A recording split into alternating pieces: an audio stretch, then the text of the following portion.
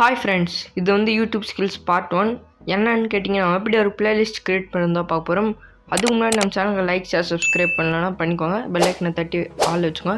Let's get into the video.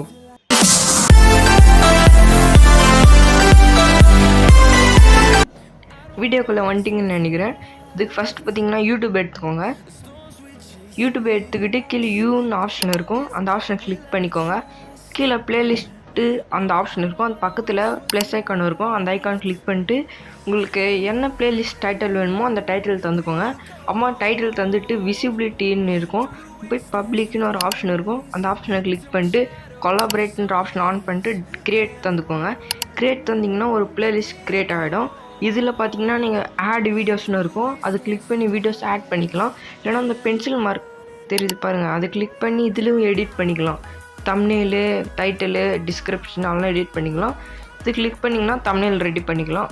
அவ்வளோதான் மக்களே. இந்த வீடியோ பிடிச்சிருந்தா லைக் ஷேர் சப்ஸ்கிரைப் பண்ணுங்கள்.